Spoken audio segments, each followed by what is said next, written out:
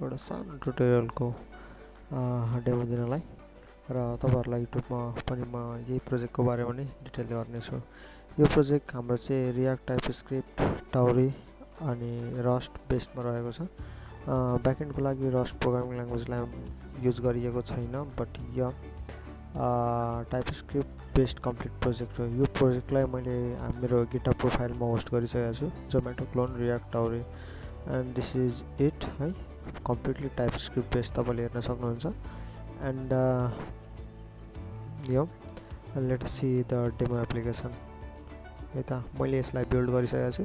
Build गरिसकेपछि तपाईको app आइकन तपाईले जे राख्नुहुन्छ त्यही नै आउँछ। मैले एज इट डिफल्ट नै राखेको थिएँ, त्यही भएर मेरो यही नै आयो। एन्ड देन अब मैले यति यो एप्लिकेसनलाई ओपन गरिसकेपछि it will run as it is है त। You can see this application React Tauri, right? We don't need anything, any browser support. यहाँ हाम्रो डेस्कटप एप्लिकेसन रहेको छ एन्ड फुली फङ्सनल है। यहाँनिर तपाईले हेर्न सक्नुहुन्छ। मैले यसलाई zoom, let me make it full screen. Full स्क्रिनमा यस्तो देखिन्छ। We don't have anything here, we have a search. मैले यो फङ्सनालिटी राखेको छैन अहिले।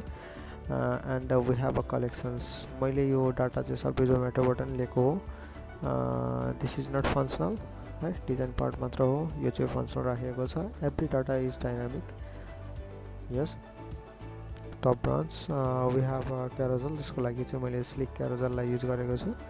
And we have delivery restaurants. मैले जुन ठाउँको एपिआईलाई युज डाटाले लिएको छु, मैले त्यही ठाउँको नै नाम राखेको छु। डजन्ट म्याटर, जे पनि राख्नु, डाइनामिकली नै पास भइरहेछ यो नेमहरू सबै। एन्ड दिस इज इट है। यो हाम्रो प्लेस अनि यहाँ हाम्रो सानो 60 सेकेन्ड्स अफ कोड है।